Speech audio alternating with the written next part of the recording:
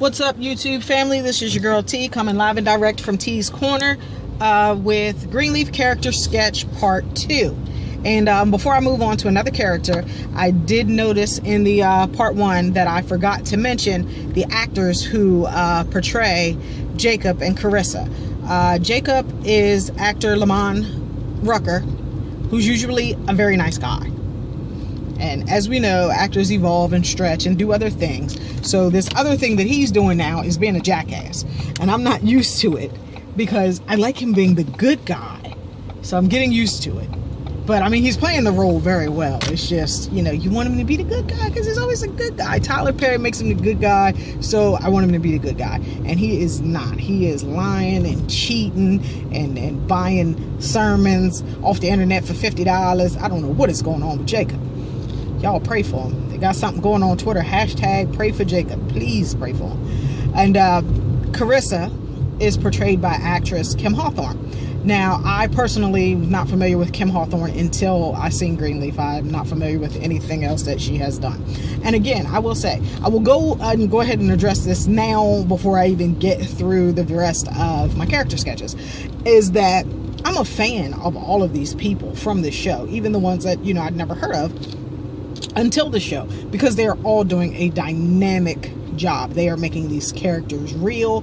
They're two and, you know, dimensional. It's not just a flat stoic character. Guess the car wants me to put my seatbelt on. So as these characters are real people, you know, it makes the show more realistic, and you can see yourself in these people because they're real people. They're multifaceted. And so while I may not like the character and thinking if this was a real person that I knew, I would not like them, as actors, you know, they're all phenomenal, and I appreciate all of them for what they're doing on this show. And that includes Messy Carissa. So anyway, moving on to the next character. The next character I'm going to delve into is Sophia. Sophia is a bit complex, but I worry about her, and I worry about her. So we're gonna see how this pans out throughout the show. But Sophia is the daughter of Grace Greenleaf, and I don't know where her dad is, but apparently, you know, obviously because only her and Grace come back to Memphis for Faith's funeral and then end up relocating there, they are not together. And you find out later through Insecure Isabel that they never married. But Sophia is, you know, being thrust into a family that she doesn't know. So I'm like, you know, she knows they exist, but she's never met them until she comes to live there. And so she's hanging out with her cousin Zora and trying to make friends with Zora's friends, and really feeling out of place and put out. And she makes the statement that she has gone from being the only black person at an all-white school to being the only white person at an all-black school. And I'm like, that is an issue that kids have, and that's something, you know, you got to deal with when your parents make decisions that affect you, but they don't, you know, they don't actually consult you before making the decisions. They just make the decisions for you that affect you, and then you have to adjust. So now she's having to adjust to being in these new surroundings and being the same person that she is. And I think that when they bring Aunt Faith's stuff to the house from her apartment, and she finds those recordings of I don't even know what, Little Saints Children's Church that Faith spoke with, in listening to her aunt's teachings and the things that she's going over, she's kind of finding solace in that, and finding some of herself and a comfort zone in listening to her Aunt Faith and her teachings to the children. And I say that I worry about Sophia because she's new to the area. She doesn't really know anyone. The only person that she's really hanging out with is her cousin Zora. So we'll get to her character sketch. We'll delve a little bit more into that. But because Zora is into everything, Sophia is being exposed.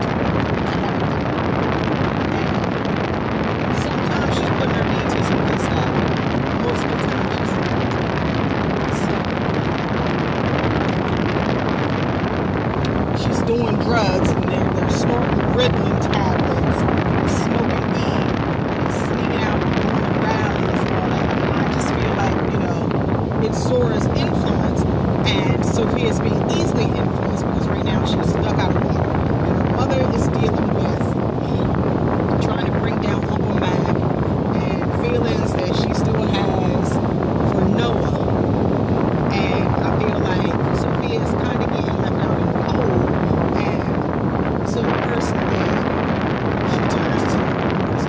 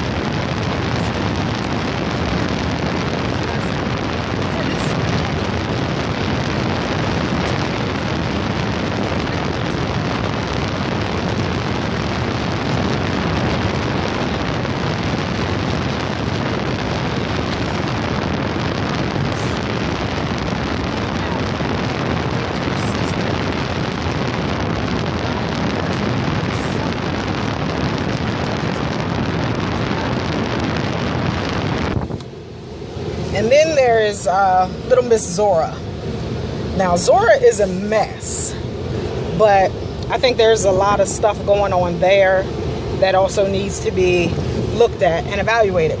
I don't think that Zora knows all of the history between Gigi and Uncle Mac, because when Sophia makes the comment, he's not that bad, Zora's response is, why would he be? Which also makes her right for picking, except that I think Uncle Mac know better because she off the chain already and she gonna tell. But you know, you worry about her coming straight in because she's doing drugs to stay up in school. She's doing drugs to hang out with her friends. She just messy. Seems like she takes after her mother, I guess. Seems like she just tries to shock everyone. She's like the shock jock of the family. Are you ready to flip the F out? Zora's just on something else. And if you watch other reviews of Greenleaf from other people, and you by chance